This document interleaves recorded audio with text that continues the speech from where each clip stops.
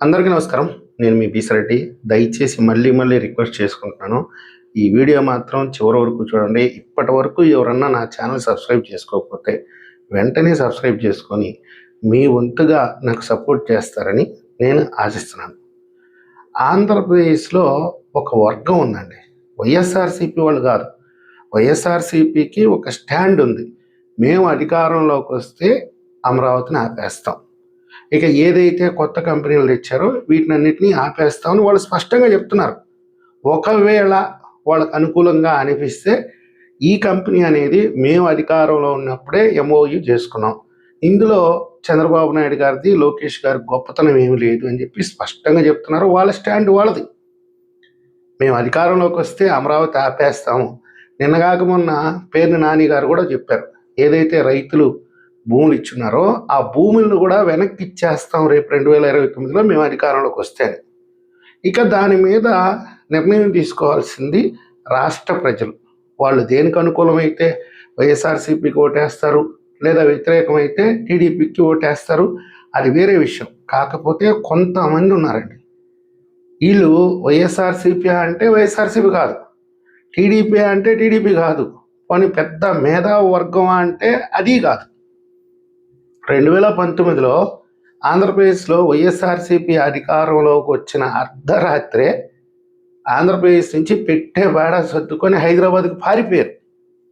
మళ్ళీ 2024లో ఇక్కడ కూటమి అధికారంలోకి వచ్చిన తర్వాత వచ్చారు మళ్ళీ ఇక్కడికి వచ్చిన దగ్గర నుంచి వాళ్ళ ప్రావీణ్యం మొత్తం ప్రదర్శిస్తున్నారు. అయితే గత 5 సంవత్సరాల్లో అంటే 2019 నుంచి 2024 వరకు వీళ్ళేదో ఇంటర్నల్గా తెలుగుదేశం పార్టీకి, నారా లోకేష్ గారికి బాగా సపోర్ట్ చేశారంట, సలహాలు ఇచ్చారంట. మరి వీళ్ళేం ఆశించారో, వాళ్ళేం ఇస్తామని మాట ఇచ్చారో మనకైతే తెలియదు. నేను కూడా చాలా అనుకున్నా, కూటమి అధికారంలోకి వస్తే నేను కూడా ఒక 100 కోట్లు వెనకేసుకుందాం అనుకున్నా. మనం అనుకున్నంత మాత్రాన్ని సరిపోదు కదా.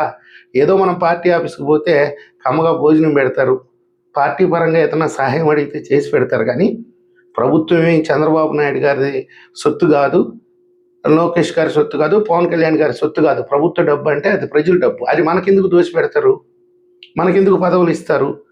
మనం కష్టపడిన దానికి పార్టీ పరంగా ఏదన్నా గుర్తిస్తే, అది కూడా నాకంటే ప్రాణాల పణంగా పెట్టి పనిచేసిన వాళ్ళు, కేసులు పెట్టించుకున్న వాళ్ళు, అరెస్ట్ అయ్యి జైల్లో మగ్గిన వాళ్ళు కొన్ని లక్షల మంది ఉన్నారు. వీళ్ళందరినీ కాదని మనమేదో హైదరాబాద్లో కూర్చొని 4 సోషల్ మీడియా పోస్టులు పెట్టుకొని బిల్డప్ కోసం 4 ఫోటోలు పెట్టుకున్నంత మాత్రాన మనకు పదవులు ఇచ్చేస్తారా? నేను బాగలేదులేండి ఇతర రాష్ట్రాలకి, నేను ఆంధ్రాలోనే ఉన్నాను, మీకు అందరికీ తెలుసు. అయితే ఈ వర్గం అంతా అంటే ఏం ఆశించిందనేది తర్వాత పక్కన పెడదాం. ఈ వర్గం అంతా కలిసి ఒక గ్రూప్గా తయారయ్యి ఒక రకంగా చెప్పాలంటే ఆంధ్రప్రదేశ్ మీద చేతబడి చేస్తున్నారండి. నిద్ర లేస్తే ఏడుపులే. విశాఖపట్నానికి ఏదైనా ప్రాజెక్టు తెస్తే, అరే మీరు విశాఖపట్నంకి ఎందుకు తీసుకుపోతున్నారు, రాయలసీమలో కదా పెట్టాల్సింది, రాయలసీమలోకి సిగ్గు లేదా, మీరు ప్రభుత్వాన్ని ప్రశ్నించే దమ్ము లేదా అని మాట్లాడతారు. పోనీ రాయలసీమకు ఒక ప్రాజెక్టు తీసుకపోతే ఇది రాయలసీమకి ఎలా సూట్ అవుతుంది, ఇది కృష్ణా జిల్లాకు కదా రావాల్సింది, మీరు కృష్ణా జిల్లాకు రావాల్సిన ప్రాజెక్టుని రాయలసీమకి ఎందుకు తీసుకెళ్లారు? ఇకపోతే ఈ 23 నెలల కాలంగా అమరావతి మీద ఏడుపులు, శాపనార్థాలు. ఇంకా కట్టలేదు, ఈ పాటికి అయిపోవాలా? ఏం ప్రభుత్వం చేతిలో ఏమన్నా మంత్రదండం ఉందా రాత్రికి అయిపోవాలని? 2024 నాటికి ఆంధ్రప్రదేశ్ పరిస్థితి ఏందనేది ప్రజలకు అర్థం కావట్లేదా? ఎక్కడి నుంచి తీసుకొచ్చి పెట్టాలి అక్కడ డబ్బులు? ఏమీ అర్థం కాదు. నిద్ర లేస్తే ఏడుపులు. ప్రభుత్వం తెచ్చినటువంటి ప్రాజెక్టుల గురించి మంచిగా ప్రచారం చేసే నాలాంటి వాళ్ళ మీద కూడా వ్యక్తిగతంగా దూషణలు. నువ్వు భజనపురుడివి, ఇంకా పేటీఎం అని కూడా అంటారులే, అంటే అన్నారు, వదిలేసేయండి. ఇక నువ్వు ఒక వేస్ట్ ఫెలో. ఎప్పుడు కూడా సామరస్యపూర్వకంగా, సానుకూలంగా, మంచి మనసుతో అర్థం చేసుకుంటే మన కంటికి అన్నీ మంచిగానే కనిపిస్తాయి. అనకాపల్లికి ఉక్కు ఫ్యాక్టరీ తెచ్చినప్పుడు నాకు అసలు ఏం అర్థం కాల. అసలు వీళ్ళు ఎందుకు తెచ్చారు ఇక్కడికి? అసలు అంత యూటిలిటీ ఉందా ఆంధ్రప్రదేశ్లో? ఇది నిజంగా ఒక ఫెయిల్యూర్ ప్రాజెక్ట్ అనుకున్నా. ఆ తర్వాత ఆ ప్రాజెక్టు గురించి తెలుసుకున్న తర్వాత అద్భుతం. ఇదొక వరం రేపు ఆంధ్రప్రదేశ్కి. అనకాపల్లిలో 1,35,000 కోట్ల పెట్టుబడి పెడుతున్నారు. అర్సలార్ మిట్టల్ కంపెనీ ప్రపంచంలోనే మొదటి స్థానంలో ఉండేటటువంటి ఒక ఉక్కు పరిశ్రమ ఆంధ్రప్రదేశ్లో అనకాపల్లికి వచ్చి వాళ్ళు 1,00,000 మందికి ఉపాధి కల్పించడమే కాదు, 1,00,000 కుటుంబాలని దత్తత తీసుకొని అక్కడే హాస్పిటల్స్, ఎడ్యుకేషన్ సెంటర్స్, ఎవరైనా స్టూడెంట్స్ చదువుకునే దశలోనే మేము ఈ టెక్నాలజీ వైపు వెళ్ళాలి అంటే వాళ్ళకి ఆ రకంగా ట్రైనింగ్ ఇచ్చి ఆ సంస్థలోనే ఉద్యోగాలు ఇవ్వడం. వాళ్ళు ఒకటే చెప్తున్నారు, అనకాపల్లి అనేది ఒక టౌన్ కాదు, విశాఖపట్నం అనేది ఒక టౌన్ కాదు, మా కుటుంబంలో మేము ఎలాగ ఉంటామో అదేవిధంగా అనకాపల్లి విశాఖపట్నం ప్రజలతో వాళ్ళ అభివృద్ధి కోసం మేము కష్టపడతాం. వాళ్ళు నిజంగా రాజస్థాన్కి చెందిన వాళ్ళు, వాళ్ళ లండన్కి వలస వెళ్ళిపోయారు, అది వేరే విషయం. కానీ దేశం మీద ఎవరికైనా మమకారం ఉంటుంది కదా, అందులో ఆంధ్రప్రదేశ్కి వచ్చి పెట్టడం. వాళ్ళు దేశంలో ఎక్కడైనా పెట్టుకోవచ్చు, దాని మీద పడి ఆస్తారు. పోలవరం వైఎస్ఆర్సీపీ అధికారంలో ఉన్న 5 ఏళ్ళు వాళ్ళు తొడలు కొట్టి చెప్పారు, ఆ తొడలకి దెబ్బలు తగిలినాం, కానీ పోలవరం అయితే కంప్లీట్ కాల. దాన్ని ఈ ప్రభుత్వం వచ్చినటువంటి ఈ 24 నెలల్లో దాన్ని గాడిలో పెడితే ఆ కాంట్రాక్టర్కి ఎందుకు ఇచ్చారు? కాంట్రాక్టర్ని మార్చాలి కదా, వేరే కాంట్రాక్టర్కి ఇవ్వాలి కదా. వైఎస్ఆర్సీపీ కాంట్రాక్టర్ని ఎందుకు కంటిన్యూ చేస్తున్నారు? ఈ కాంట్రాక్టర్లను మార్చడం వల్లే జగన్మోహన్ రెడ్డి గారికి తప్పుడు సమాచారం ఇచ్చి ఆయన తప్పుడు మార్గంలో నడిపించడం వల్లే పోలవరం ఆగిపోయింది, రివర్స్ టెండరింగ్ అనేది. మళ్ళీ ఈ ప్రభుత్వం కూడా కాంట్రాక్టర్లను మారిస్తే మళ్ళీ ఇంకొక 2-3 ఏళ్ళు వెనక్కిపోతుంది. ఆల్రెడీ వాళ్ళు ఒక 2-3 ఏళ్ళుగా అక్కడ పని చేస్తున్నారు. ఆ పని చేసే వాళ్ళని కొంచెం నయానో భయానో ఏదో ఒకటి నచ్చ చెప్పుకొని పని కంప్లీట్ చేసుకోవాలి. కానీ మనం అధికారంలోకి వచ్చాం కాబట్టి మన కులపోడే కాంట్రాక్టర్గా ఉండాలి, లేకపోతే మన పార్టీ ఓడే కాంట్రాక్టర్గా ఉండాలి, వీడు ఉండకూడదు, బయటికి నెట్టేద్దామంటే ఎవరు నష్టపోతారు? రాష్ట్ర ప్రభుత్వం నష్టపోద్ది, కేంద్ర ప్రభుత్వం నష్టపోద్ది, ఆంధ్రప్రదేశ్ రాష్ట్ర ప్రజలు నష్టపోతారు. మీ ఈగో కోసం కాంట్రాక్టర్ని ఎందుకు మార్చాలి? అదేవరా అంటే డయాఫ్రమ్ వాళ్ళు కరెక్ట్గా నిర్మాణం జరగలేదు, అది భూమిలో ఉంటుంది. ఇప్పుడు వచ్చి మాట్లాడుతున్నారు. మరి గత 4 ఏళ్ళు 5 ఏళ్ళు ఏం చేస్తున్నారు? వైఎస్ఆర్సీపీ అధికారంలోకి ఉన్నప్పుడు మీకు ఆ డయాఫ్రమ్ వాళ్ళ గురించి గుర్తుకు రాలేదా? అప్పుడు కొట్టుకోపోయింది కదా, ఆ కాపర్ డ్యామ్ కొట్టుకోపోయింది కదా, ఆ రోజు ఎందుకు మాట్లాడలేదు? మరి ఈరోజు డయాఫ్రమ్ వాల్ నిర్మాణం జరుగుతుంది, పూర్తి అయిపోయింది. అది పూర్తి అయిన తర్వాత ఇప్పుడు వచ్చి అక్కడికి వచ్చి ఎందుకు వాల్ చేయాలని చూస్తున్నారు? ఈరోజు అంతర్జాతీయ నిపుణులను తీసుకొచ్చి దాని మీద ఒక కమిటీ వేసి వాళ్ళ పర్యవేక్షణలో ఆ నిర్మాణం జరుగుతుంటే వాళ్ళు ఏదైతే రిపోర్ట్లు ఇచ్చారో ఆ రిపోర్ట్లు మాకు చూపించండి అంటారు. మీకు ఏం అర్హత ఉందని మీకు ఆ రిపోర్ట్లు చూపించాలా? ఇంకొక చిన్న విషయం కూడా, ఒక జాతీయ ప్రాజెక్టు దాంట్లో చాలా రహస్యాలు ఉంటాయి. ఆ ప్రాజెక్ట్ యొక్క డిజైన్ కూడా వేరే వాళ్ళకి చెప్పకూడదు. ఎంతో కొంత రహస్యం ఉంటుంది ఒక జాతీయ ప్రాజెక్ట్ అంటే. అది పబ్లిక్ డొమైన్లో పెడితే దీన్ని ఎవరన్నా కాపీ చేసిటో, లేకపోతే ఎవరన్నా ఉగ్రవాద సంస్థలు ఆ రిపోర్ట్ వాళ్ళ చేతికి దక్కడం, ఇంకేదైనా అక్కడ ఏదైనా ఒక అఘాయిత్యానికి పాల్పడితే దానికి రెస్పాన్సిబిలిటీ మీరు తీసుకుంటారా? మీరేమన్నా ఇంజనీర్లా, సివిల్ ఇంజనీర్లా? మీకు ఏ పరిజ్ఞానం ఉందని ఈరోజు పోలవరం మీద అడ్డదిడ్డంగా మాట్లాడేస్తున్నారు? ఏదో 4 కాగితాల ముక్కలు తీసుకొని. అదేదో నిన్న మొన్నటి నుంచి మాట్లాడొచ్చు కదా, గత 5 ఏళ్ళు పోరాటం చేయొచ్చు కదా. అదేం లేదు. ఈరోజు నోరు తెచ్చిన ఒక కూటమి ప్రభుత్వం ఇక్కడ ఉంది కాబట్టి దాని మీద మాట్లాడేసేయాల, నోటుకు వచ్చినట్టు మాట్లాడేసేయాల. గూగుల్ డేటా సెంటర్ విశాఖపట్నంకి వస్తే అది అమరావతిలో ఎందుకు పెట్టలేదు అంటారు. అరే బాబు, అది సీ కేబుల్ అక్కడికి దగ్గరగా ఉంటుంది, వాళ్ళు ఎంచుకున్న ప్రదేశం మనం చెప్పలేం కదా. ఒక కంపెనీ ఆంధ్రాకి తీసుకురావటం వరకే వాళ్ళు సెలెక్ట్ చేసుకుంటారు, మేము ఇక్కడ పెట్టుకుంటాము, మాకు ఇక్కడ అనుకూలంగా ఉంటుందని.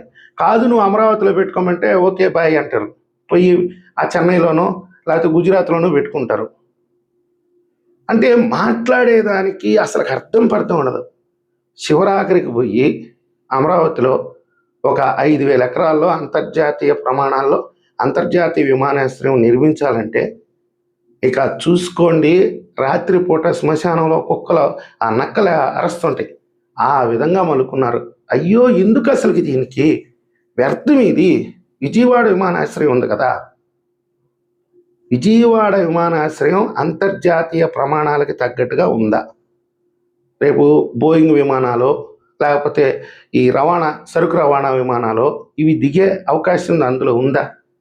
ఈరోజు అమరావతి అనేది ఒక 10-15 సంవత్సరాల తర్వాత ఆంధ్రప్రదేశ్ అభివృద్ధి చెందితే ఇక్కడి నుంచి రవాణా సదుపాయం కూడా ఉంటుంది.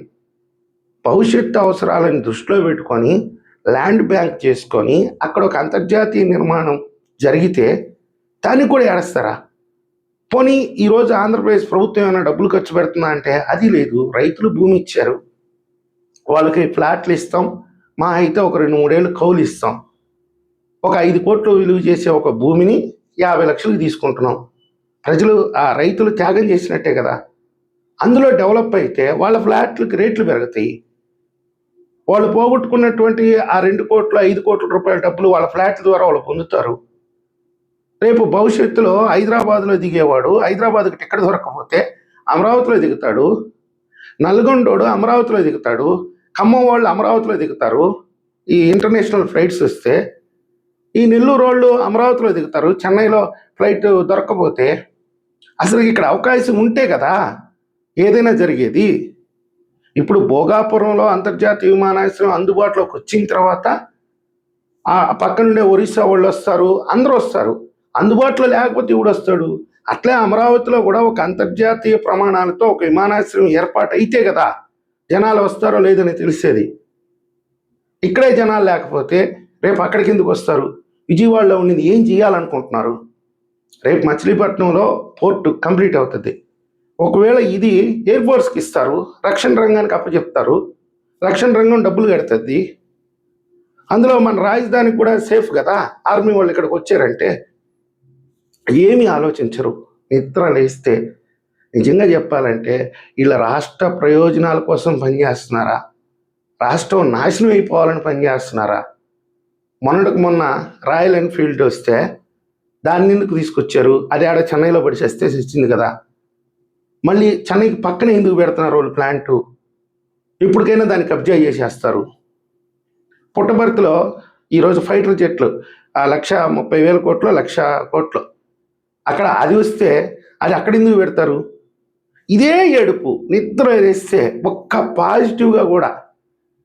మొన్నటికి మొన్న అమరావతిలో స్టీల్ బ్రిడ్జి అంటే ఒకవైపు కాంక్రీట్ చేసేసారు, ఇంకోటి కాంక్రీట్ చేయాల్సినటువంటి గడ్డర్లలో ఒక 12 mm లోపం వచ్చింది.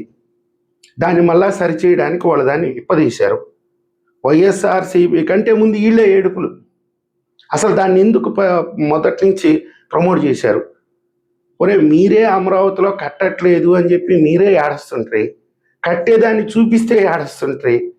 చిన్న లోపం వచ్చింది, అది ఇంకా ప్రభుత్వానికి అప్పచెప్పలేదు. ప్రభుత్వానికి అప్పచెప్పే ముందు సాంకేతికంగా అన్ని పరీక్షలు చేస్తారు. అన్నిట్లో అది సక్సెస్ అయితేనే ప్రభుత్వానికి అప్పచెప్తారు. ప్రభుత్వం కూడా 1-2 సార్లు చెక్ చేసుకొని వాళ్ళకి పేమెంట్ చేస్తారు కాంట్రాక్ట్ సంస్థలకి. ఇవన్నీ వీళ్ళకి తెలుసు, కానీ ఏడవాలి, నిద్ర లేస్తే ఏడవాలి. ఇలాంటి ఏడుపు గొట్టంగాళ్ళు నిజంగా చెప్పాలంటే వీళ్ళు పెద్దవాళ్ళు తెలిసి చేస్తున్నారో తెలియక చేస్తున్నారో ప్రజలను అయితే సర్వనాశనం చేసేదానికి వీళ్ళు కంకణం కట్టుకొని ఉన్నారండి. ఒక రకంగా చెప్పాలంటే క్షుద్ర పూజలు చేస్తున్నారు. వీళ్ళు గోష్ట కొట్టే ఈ రాష్ట్రం ఎక్కడ నాశనం అయిపోతుందో అని చెప్పి నాలాంటి వాళ్ళు ఆందోళన చెందుతున్నారు. దయచేసి ఇలాంటి వ్యక్తుల పట్ల మీరు అప్రమత్తంగా ఉండాలని నేను ఆశిస్తున్నాను. ఈ వీడియో మీకు నచ్చినట్టయితే లైక్ చేయండి, సబ్స్క్రైబ్ చేయండి. ధన్యవాదాలు.